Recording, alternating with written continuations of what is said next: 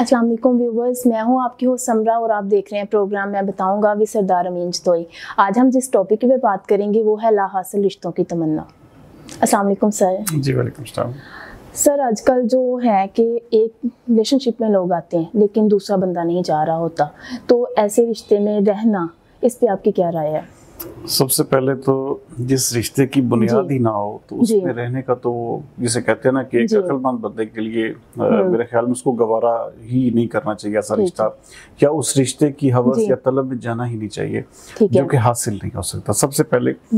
दूसरे नंबर पर हमने ये जो एक लाहासिल और हासिल की बहस है ना, इससे निकलते हुए अगर हम शऊर रखने वाले इंसान हैं तो सबसे पहले अपने रिश्ते को डिफाइन करेंगे, अपने रिश्ते की सैंटिटी या उसकी संजीदगी के हवाले से अपना जो एक अदर पार्टनर है उसके साथ बैठकर बात करेंगे। ठीक है। अगर एक शख्स आपके साथ विलिंग ही नहीं है, अगर आपको वो उस तरह से रिस्पॉन्स ही नहीं दे रहा या आपके साथ चलना ही नहीं चाह रहा, तो मेरे ख्याल में ये एक फिर फजूल किस्म दो बंदों में से अगर एक बंदा चाहे, देखिए ये कुदरती इफेक्ट है, कुदरती अमर है, ऐसा हो जाता है।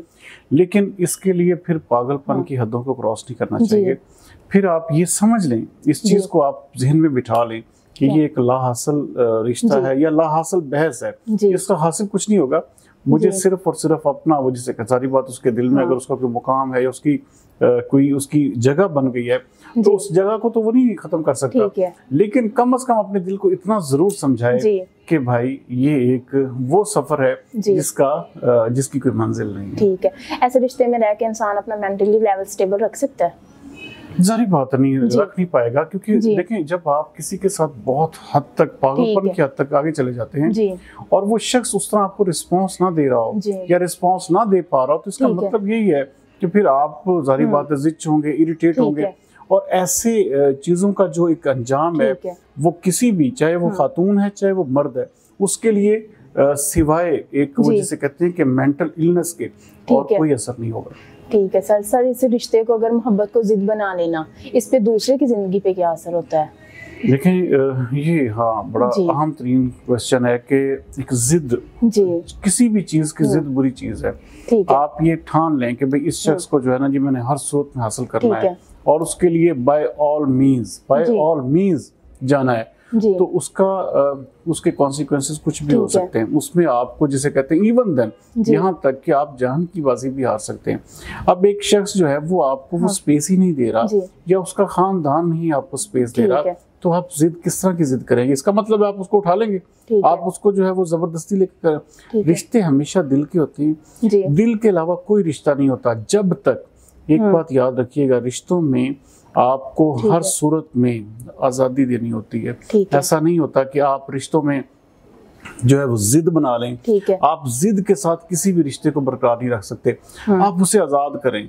अगर वो आपका रिश्ता है ना तो वो आपका ही है, अगर वो आपका रिश्ता नहीं है तो आप उसे एक किस्म का बांध लें, उसके साथ जिद्दें लगा लें, तो आपका नहीं है और नहीं होगा। समटाइम्स एक बंदा चाह रहा होता है ना कि मैं इस रिलेशनशिप में नहीं रह रहा, अगला बंदा उसे जिद करके रखता है, उस पे दबाव डालता है, तो इसका क्या रिजल्ट होगा? देखें ये रिजल्ट फिर सारी बात है, कैसे करे? नहीं फिर वो निभा नहीं हो सकता ना, वो रिश्ता चल ही नहीं सकता।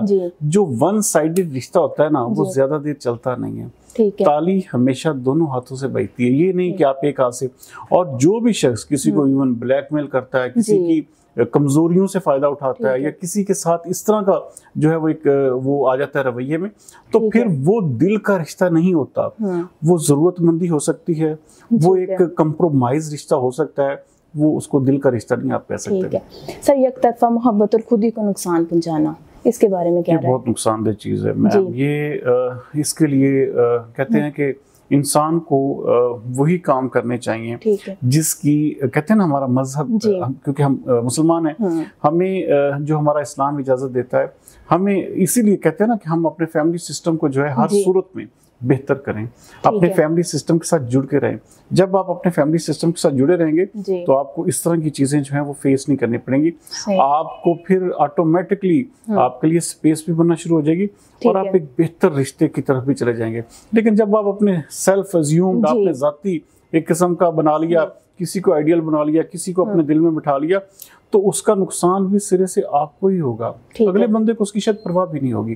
तो इसलिए रिश्ता वही बात के दिल का ही होता है। सर इसका सेल्फ एस्टीम पे क्या असर होता है? एक बंदा अगर सोच रहा है कि ये मोहब्बत मुझे नहीं मिल रही, तो वो अपने आप को नाकाम तस्वर करता है हर मामले में क्या? नहीं, ऐसा नहीं है। देखिए पता क्या बात है, समटाइम्स ना हम वही बात है कि हम लोग जो है ना सब कुछ हासिल करना चाहते हैं।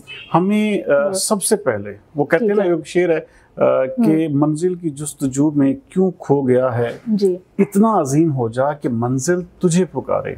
ठीक है, आप इतने उस लेवल पे जरूर आओ कि आप वो जो आपने मंजिल सोची हुई है वो आपके पीछे पीछे चल के आए। आपने अक्सर ऐसी चीजें देखी होंगी कि आप अपना स्टेटस, आप अपनी एक लाइफस्टाइल, अपना स्टैंडर्ड इतना ऊंचा कर लें कि वो जो ला हासिल है या हासिल की बहस, उससे आप बहुत आगे चले जाएं और जो चीजें आप सोचते हैं वो आपके आगे पीछे हों। ठीक है, थैंक यू सर।